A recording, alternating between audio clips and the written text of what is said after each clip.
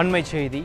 தென்காசி மாவட்டத்தில் சுகாதாரத்துறை அமைச்சர் பங்கு பெறும் அரசு விழாவிற்காக ஆரம்ப சுகாதார நிலையங்களில் இருந்து தலா 10,000 வசூலிக்கப்படுவதாக ஆடியோ ஒன்று வெளியாகியுள்ளது. கூடுதல் விவரங்களை செய்தியாளர் மாரிமுத்து வழங்க கேட்கலாம். மாரிமுத்து, வணக்கம். என்ன நடந்தது? முழுமையான விவரங்கள் என்ன?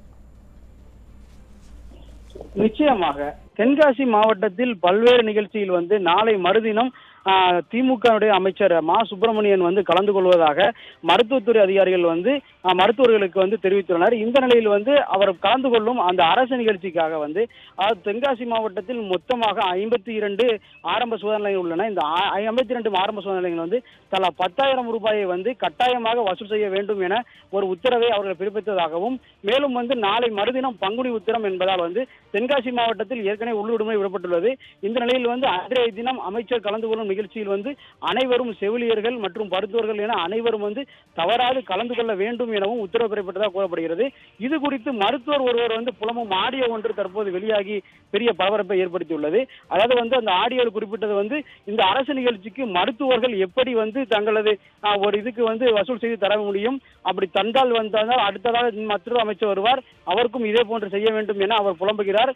மேலும் இந்த நடைபெறும் நிகழ்ச்சியில் பல்வேறு நிகழ்ச்சியாக வருகை தரும் அவர் அரசு விழாவில் பங்கேற்பதற்கு நாங்கள் எப்படி தொகை தர முடியும் என்ற ஒரு புலம்பல் அந்த ஆடியோ வெளியாகி உள்ளது. தற்போது இந்த ஆடியோ வெளியாகி மிகப்பெரிய ஒரு பரபரப்பை ஏற்படுத்தியுள்ளது. மாரிமுத்து, உங்களுடைய விரிவான விவரங்களுக்கு நன்றி.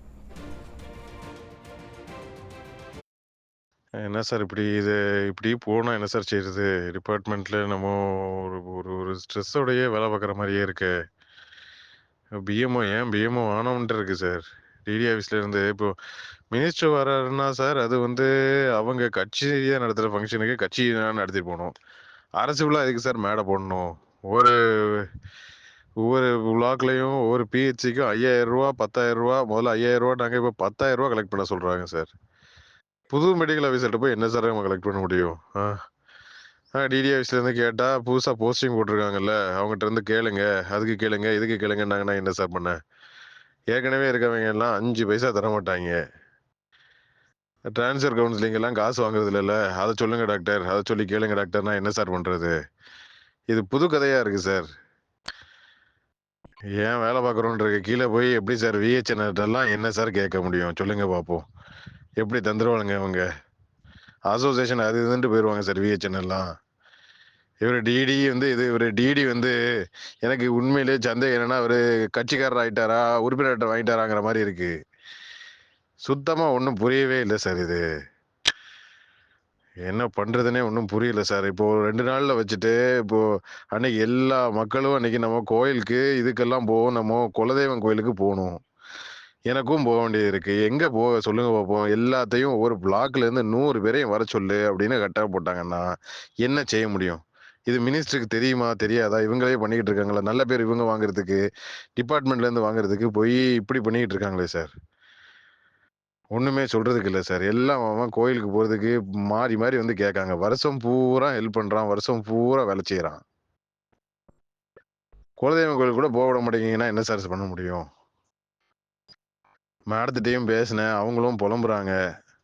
ஒரு டீ காஃபி வாங்கி கொடுக்குறதுனா வாங்கி கொடுத்துடலாம் சார். ஒரு சாப்பாடு போட சொன்னா கூட எப்படியாவது எங்கேயாவது எதையாவது அட்ஜஸ்ட் பண்ணி கூட போட்டுடலாம் சார்.